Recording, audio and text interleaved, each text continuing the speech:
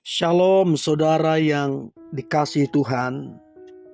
Saya berdoa saudara dalam keadaan baik, sehat, serta melimpah dengan ucapan syukur.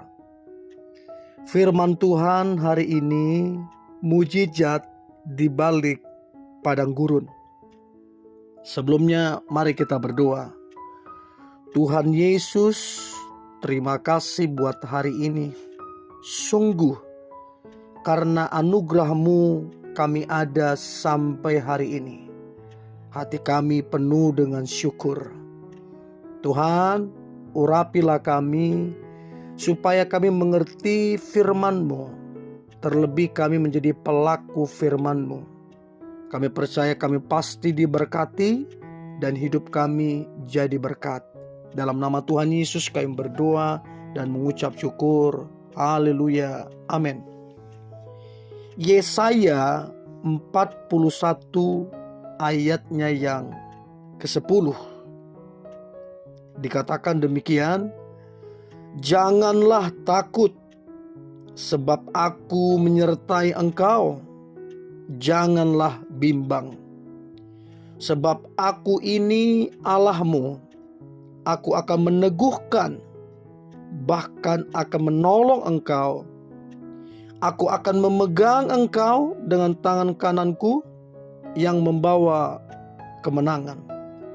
Saudara, mungkin akhir-akhir ini saudara sedang mengalami padang gurun, seolah-olah gersang, kering, tidak ada kehidupan. Namun jangan lupa saudara, Alkitab bilang dengan jelas bahwa Tuhan yang memegang kita dengan tangan kanannya yang membawa kepada kemenangan. Kalau kita belajar dari bangsa Israel ketika keluar dari Mesir, Tuhan membawa mereka melewati padang gurun selama 40 hari 40 malam. Dan seharusnya secara geografis mereka harusnya hanya menempuh 10 hari perjalanan. Namun Tuhan memproses mereka. Tuhan membentuk mereka selama 40 hari 40 malam. Mereka mengalami panas terik. Mereka mengalami perjalanan yang cukup panjang. Dan akibatnya umat itu bersungut-sungut. Bahkan mereka ingin kembali ke Mesir.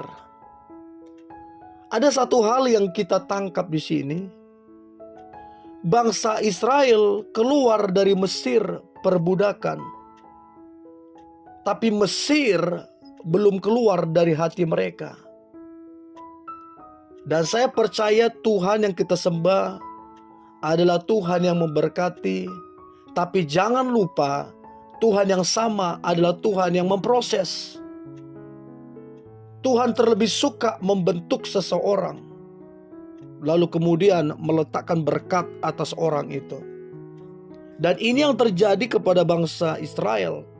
Mereka keluar dari perbudakan, tapi perbudakan tidak keluar dari hati mereka. Nah, di sini Tuhan melatih iman mereka supaya mereka kuat dengan cara membawa mereka melewati padang gurun penuh dengan panas terik dan perjalanan yang panjang. Nah, penyertaan Tuhan sepanjang perjalanan mereka itu nyata. Mujizat Tuhan itu nyata.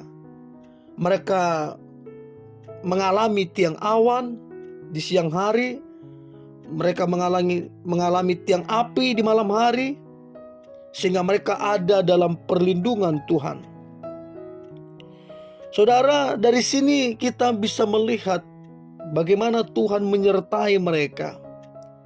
Bahkan kalau kita pelajari, kasut mereka itu tidak ada yang rusak selama mereka perjalanan yang begitu panjang. Bahkan kalau mereka lapar, itu roti turun dari sorga.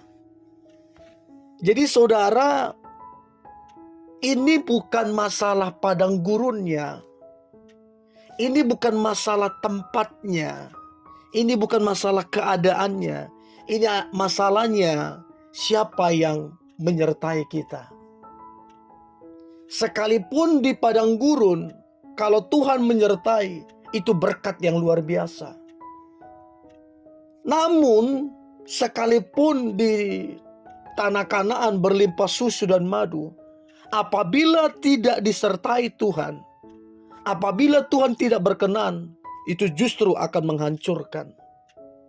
Jadi saudara, lihatlah padang gurun dari perspektif cara pandang yang benar. Ini bukan masalah padang gurunnya, bukan masalah tanah Kanaannya.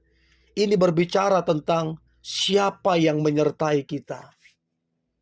Dan kalau kita baca sepanjang perjalanan bangsa Israel menuju tanah Kanaan, bagaimana mujizat demi mujizat Tuhan nyatakan. Bagaimana pertolongan demi pertolongan mereka terima. Dan mereka tidak ditinggalkan Tuhan. Nah, Tuhan membawa mereka ke padang gurun. Jelas Tuhan punya tujuan dan maksud supaya mereka imannya didewasakan, supaya Mesir dari hati mereka itu keluar. Karena percuma mereka ada di tanah Kanaan kalau hatinya masih ada Mesir. Justru itu akan menghancurkan. Jadi saudara, apa yang menjadi padang gurun saudara?